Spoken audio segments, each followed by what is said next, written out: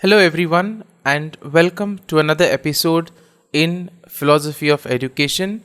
Today, we will take a look at some of the learning theories which are left. So, we have seen already three, and today we'll take a look at connectionism as a learning theory. So, connectionism is a learning theory which explains learning as formation of connections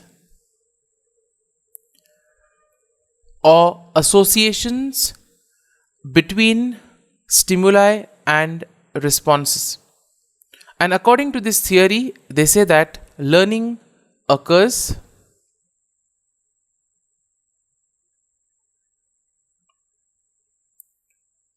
through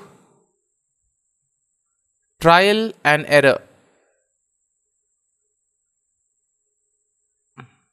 where successful responses are reinforced and become stronger over time.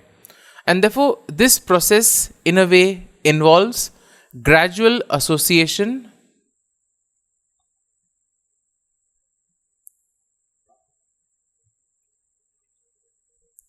of specific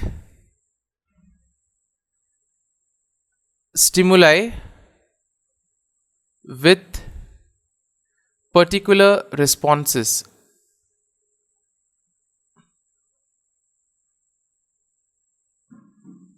And this leads to the development of habitual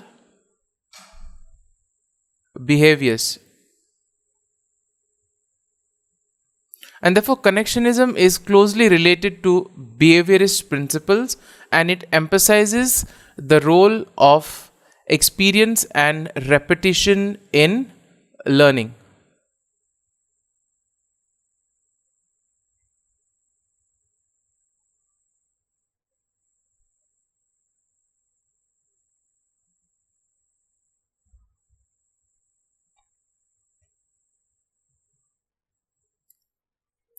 Now let's take a look at some of the key figures in connectionism learning theory. So we have the most prominent figure who is associated with connectionism is Edward Thorndike. Now, as we all know, he was an American psychologist and he conducted extensive research on animal behavior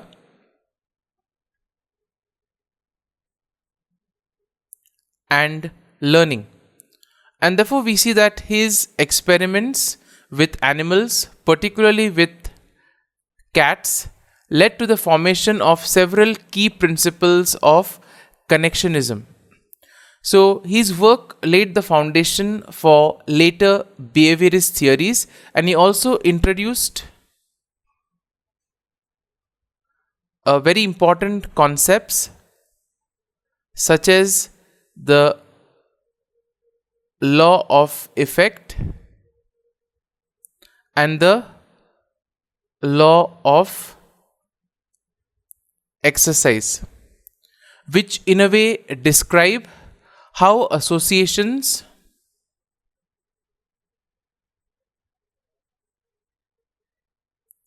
between stimuli and response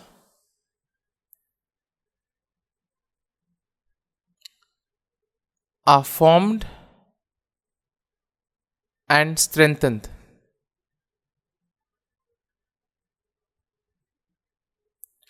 For example, we see that Thorndike's famous puzzle box experiment, this puzzle box experiment of Thorndike involved placing a hungry cat inside a box, and the box had a lever that when pressed it would open the door and it would allow the cat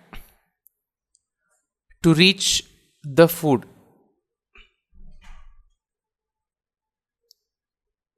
Initially, the cat would try various behaviors such as scratching, biting, and pawing until it accidentally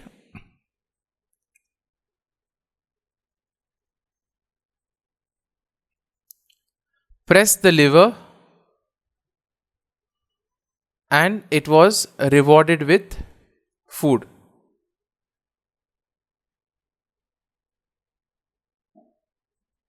And over repeated trials, the cat learned to press the lever more quickly, demonstrating that the process of learning through trial and error.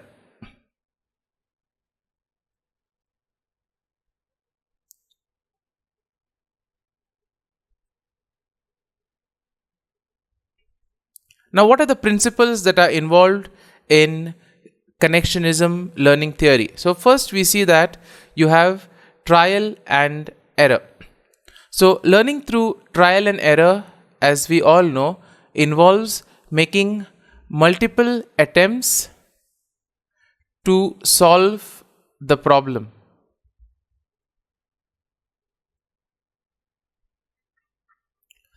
We see that incorrect responses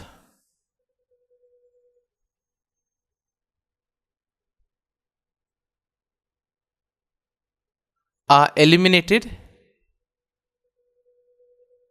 and correct responses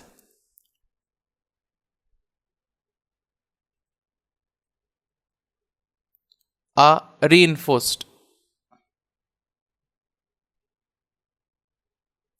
Now, through repeated practice, we see that learners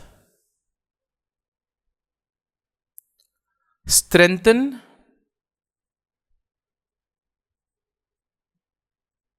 the connections between stimuli and response. And this leads to more efficient and effective behavior. Then you also have the law of effect. Now, for example, before going to the law of effect, let's take an example of trial and error. So we see, imagine a child learning to ride a bike.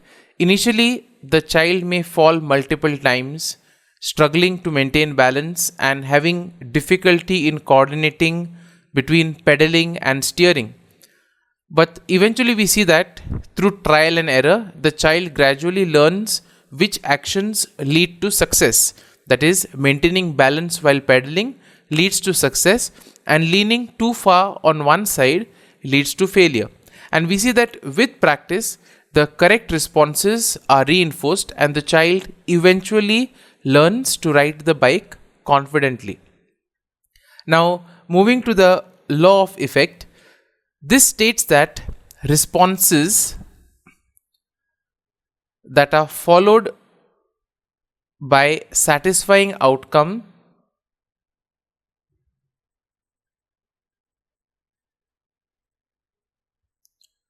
are more likely to be repeated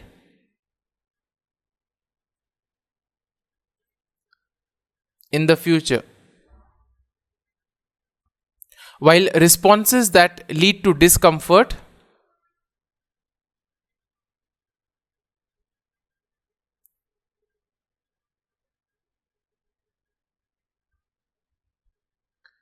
they are less likely to occur. And therefore, this principle is foundational to connectionism and explains how certain behaviors become habitual through reinforcement.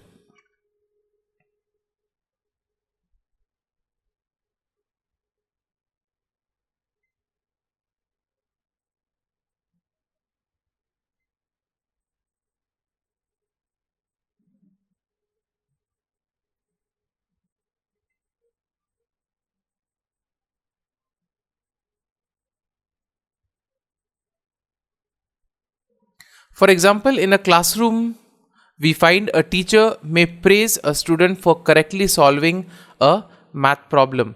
Now, the positive reinforcement, that is praise, makes it more likely that the student will continue to engage in similar problem solving behaviors in the future.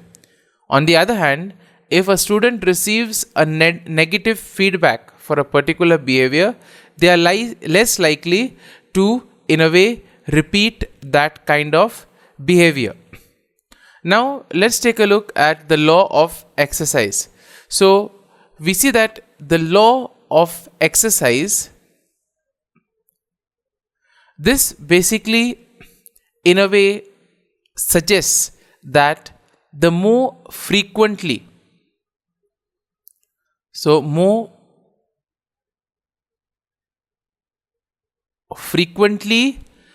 the association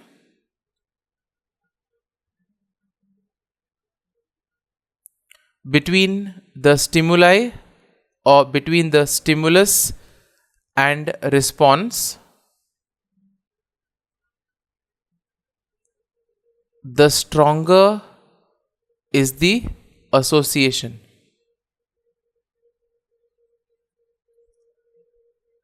And here we see that repetition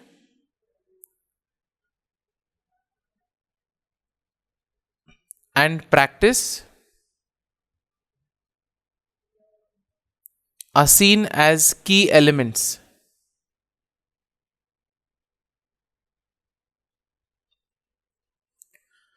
And therefore, they are important, that is, repetition and practice are important because they, in a way, reinforce the connections between the stimuli and the responses.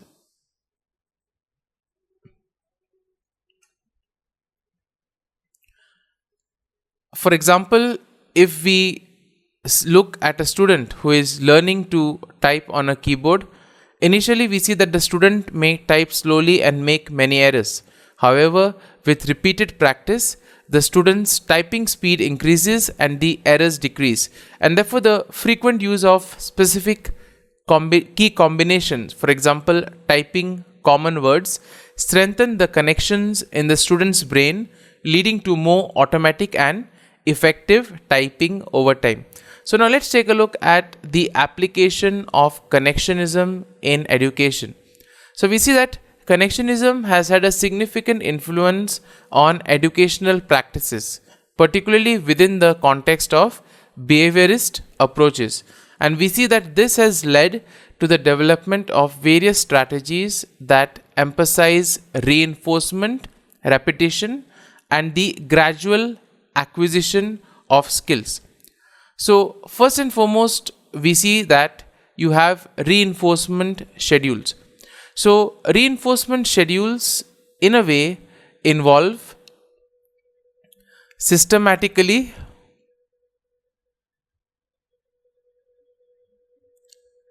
rewarding desired behaviors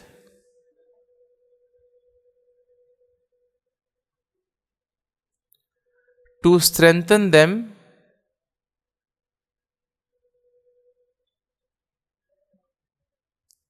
over time. And we see that by providing positive reinforcement,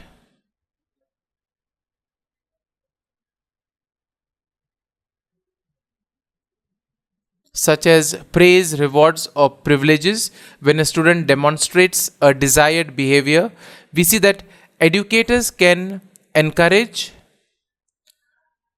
the repetition of that behavior.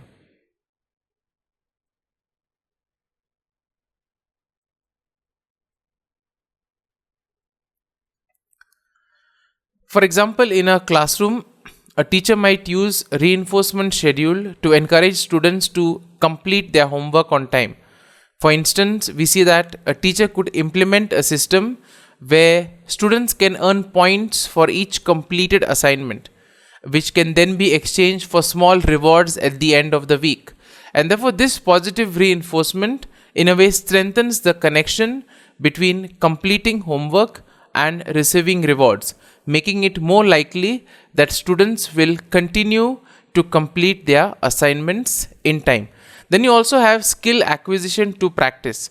So, as we have already seen, connectionism emphasizes the importance of practice as well as repetition.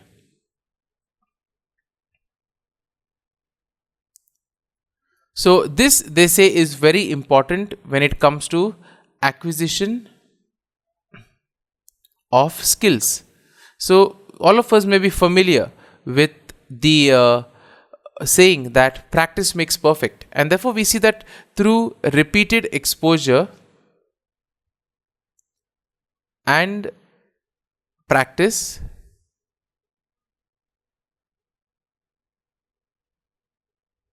students in a way strengthen the connections between the stimuli and responses, and this leads to more effective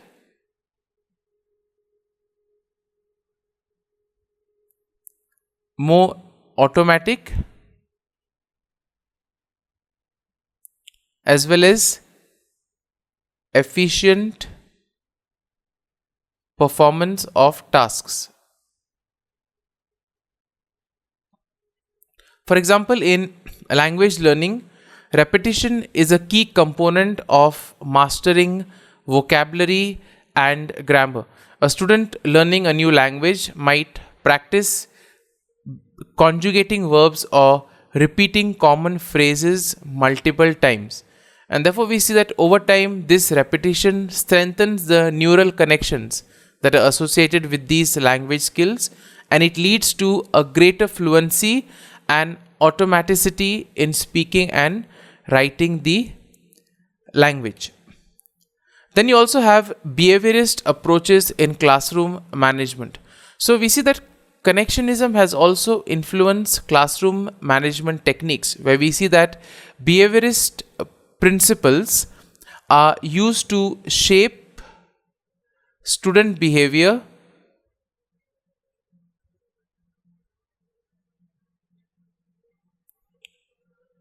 and this is usually something which is very important in classroom management nowadays. So we see that by reinforcing desired behaviors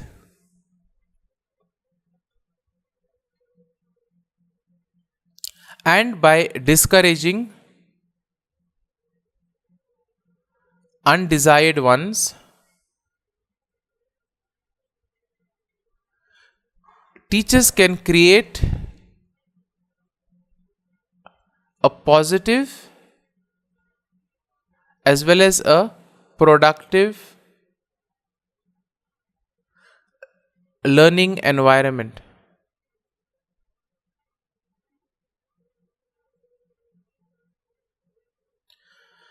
For example, we see that a teacher might use a token economy system to manage the classroom behavior. So, in this token economy system, we see that students earn tokens for demonstrating positive behaviors such as participating in the class, helping their friends or peers, or following classroom rules. And therefore, we see that the tokens can be exchanged for rewards such as extra recess time or certain small prizes.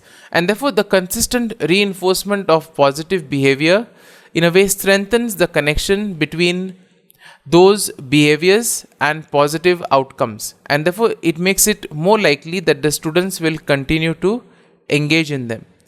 So we see that connectionism provides a clear framework for understanding how learning occurs through the gradual formation of associations between stimuli and responses.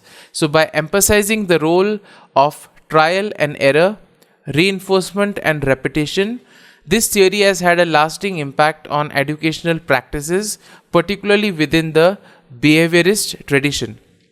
So we see that the principles of connectionism are evident in various instructional strategies, from reinforcement schedules to skill acquisition through practice. And therefore, this makes it a valuable approach for fostering effective learning and behavior in educational settings. However, we see that it is also important to look at the limitations of this approach, such as its focus on observable behaviors and, in a way, its potential to neglect cognitive processes and deeper understanding. So thank you. This is all for this edition of Connectionism as a learning theory. In the next class, we'll take a look at comparative analysis of all the 4 learning theories. So we have seen associationist theory, we have seen constructivism, we have also seen problem solving theory, and now we have seen connectionism. So we'll look at these theories, compare and contrast these theories, and see what are the positives and the negatives that are there in each of these theories. So thank you and see you next time.